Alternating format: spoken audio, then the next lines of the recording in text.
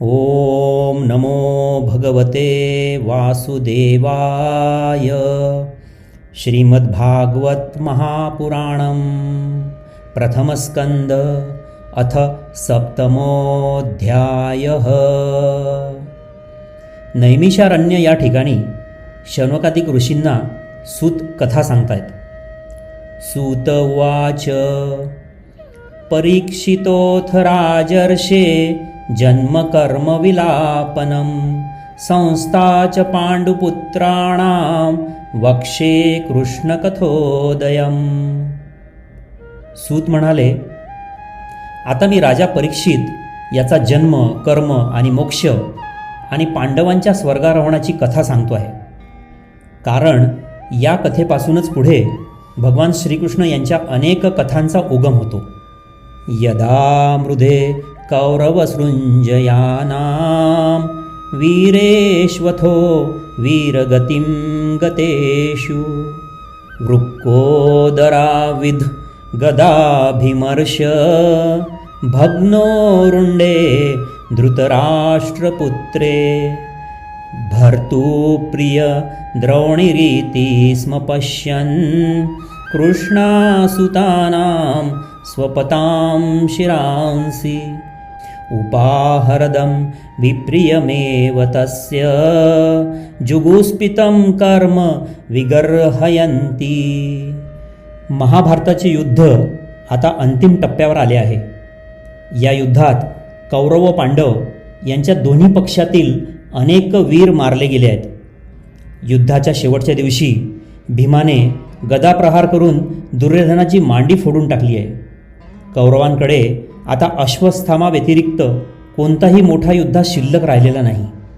तेव्हा दुर्योधनाने द्रोणाचार्य पुत्र अश्वस्थामा याला आपला सेनापती नेमला. रात्रीच्या वेळी युद्धविराम असताना सर्वजण आपापल्या कुटीमध्ये विश्राम करीत असताना अश्वस्थामा लपून पांडवांच्या छावणीमध्ये जातो. तिथे पांडवांचे 5 पुत्र गाढ झोपलेले असतात. त्यांना पांडव समजून अश्वस्थामा त्या 5ही पांडव पुत्रांचे शिरे कापून दुर्योधनाला भेट म्हणून आणून देतो. अश्वस्थामाने छाटलेली पांडव पुत्रांची मस्तके बघून दुर्योधन अतिशय दुःखी व क्रोधित होतो व अश्वस्थामाच्या कृत्याची कठोर शब्दात निंदा करतो. इकडे आपल्या 5 पुत्रांच्या निधनाची वार्ता ऐकून द्रौपदी अत्यंत दुःखी झाली व ती घाय मोकलून रडू लागली. तेव्हा तिचे सांत्वन करीत अर्जुन म्हणाला, तदा शुचस्ते प्रमुजामि भद्रे यद ब्रह्मबंधो शिर आततायीन गांडीव मुक्त्वेर विशिखैरुपाहरे त्वाक्रम्य यत्स्नास्यसि दग्धपुत्रा. हे कल्याणी, मी तुला वचन देतो की ज्या अधमाने हे आततायी कृत्य केले आहे त्या अश्वस्थाम्याचे मस्तक माझ्या गांडीव धनुष्याच्या बाणाने छाटून तुला आणून देईल आणि तेव्हाच मी तुझे अश्रू पुसेन. अशी भयंकर प्रतिज्ञा करून अर्जुनाने अंगावर कवच धारण केले व आपले गांडीव धनुष्य सोबत घेऊन तो रथावर बसला. आपला सखा व मित्र भगवान श्रीकृष्ण याला सारथी बनवून गुरुपुत्र अश्वस्थामा जेथे होता तेथे गेला. त्याला मोठ्या ताकदीने पकडले. दोरीने एखाद्या पशुला बांधतात तसे बांधून त्याला आपल्या छावणीत घेऊन आला व त्याला द्रौपदीच्या समोर उभे केले. तथावृतं पशुवत पाशबद्ध मवांगमुखं कर्मजुगुप्सितेन निरीक्ष्य कृष्णापकृतं गुरोसुतं वामस्वभावा कृपया नमामच. उवाच चास हन्त्यस्य बन्धनानयनं सती मुच्छतामेष ब्राह्मणो नितरां गुरु. आपल्या पुत्रांच्या विरहात अत्यंत शोकमग्न असलेल्या द्रौपदीने अश्वस्थामाला पशुसारखे बांधून आणलेल्या अवस्थेत पाहिले आणि त्याही परिस्थितीत द्रौपदीच्या मनात दया उत्पन्न झाली. आपल्या कुलाच्या गुरुच्या पुत्राला अशा प्रकारे बांधून आणल्याचे बघून द्रौपदीच्या हृदयात करुणा उत्पन्न झाली व तिने अश्वस्थामाला लगेच सोडायला सांगितले. सरहस्य धनुर्वेद सविसर्गोपसंयम अस्त्रग्रामश्च भवता शिक्षितो यदनुग्रहात् स एष भगवान् द्रोण प्रजारूपेण वर्तते तस्मात् मनोधर्पत्न्यास्ते नान्वगाद्विरसुकृपी. जे आचार्य द्रोण आपल्या कुलाचे गुरु आहेत व ज्यांच्या कृपेने पांडवांना सर्व विद्या व शास्त्रांचे ज्ञान प्राप्त झालेले आहे व ज्यांची आपण नित्य पूजा करतो, त्यांच्या पुत्राचा वध करणे योग्य नाही. आणि ज्याप्रमाणे माझी मुले मारल्या गेल्यामुळे मी दुःखी झाली आहे, ते दुःख माता कृपीला होऊ नये असे मला वाटते आणि म्हणून त्याला माफ करून सोडून द्या, असे द्रौपदीने अर्जुनाला सांगितले. त्यावर राजा युधिष्ठिर, नकुल, सहदेव यांनी सुद्धा आपली सहमती दर्शविली. परंतु भीम मात्र, ज्याने झोपी गेलेल्या मुलांना स्वतःच्या स्वार्थासाठी निष्कारण मारले त्याचा वध केलाच पाहिजे असे म्हणाले. त्यावर आता अश्वत्थामा याला काय शिक्षा द्यावी म्हणून अर्जुनासह सर्वांनी भगवान श्रीकृष्णांकडे बघितले. तेव्हा भगवान श्रीकृष्ण अर्जुनाकडे बघत हसून म्हणाले.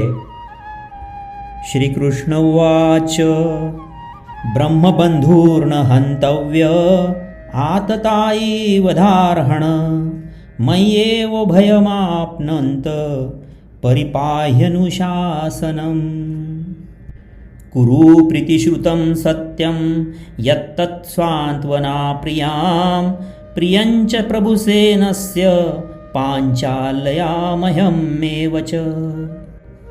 श्रीकृष्ण म्हणाले, अधम असला तरी ब्राह्मणाचा वध करू नये असे मी शास्त्रात सांगितले आहे, परंतु आतताईला दंड दिलाच पाहिजे हे सुद्धा मी शास्त्रात सांगितले आहे. त्यामुळे हे अर्जुना, तू द्रौपदीला सांत्वन करताना जी प्रतिज्ञा केली होतीस त्याप्रमाणे कर आणि मला जे प्रिय आहे त्याप्रमाणे सुद्धा कर. अर्जुनः सहासाज्ञाय हरेर्हार्दमथासिना मणिंजहार मूर्धन्य द्विजस्य सहमूर्धजम.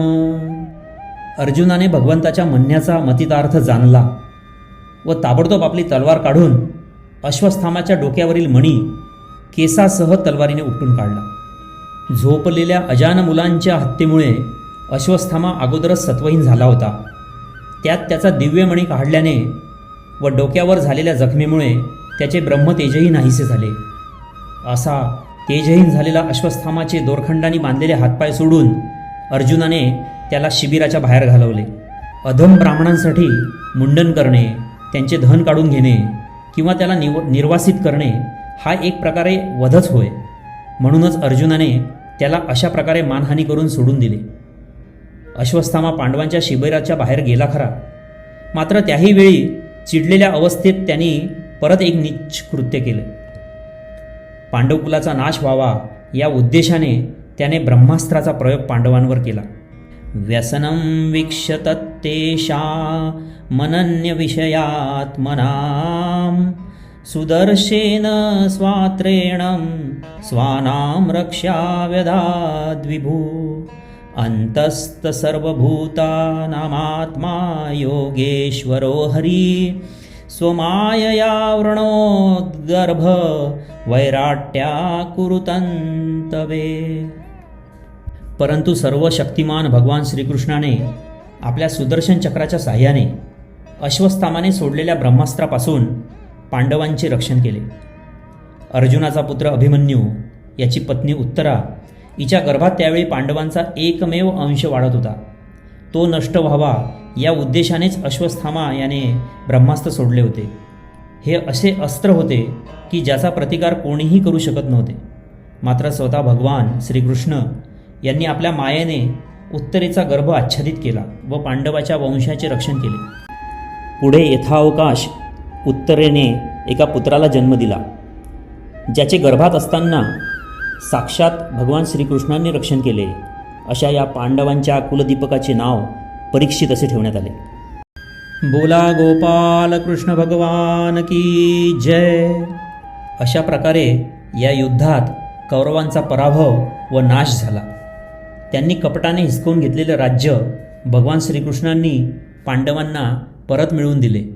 पित्राचानुमतो राजा वासुदेवानुमोदितः चकार राज्य धर्मेण पितृपैतामहं विभू. नंतर धृतराष्ट्रांची आज्ञा आणि भगवान श्रीकृष्णांची परवानगी घेऊन राजा युधिष्ठिराने हस्तिनापुराचा कारभार सांभाळला. वंशपरंपरागत पद्धतीने धर्मांचे उत्तम पालन करत चांगल्या प्रकारे राज्य केले.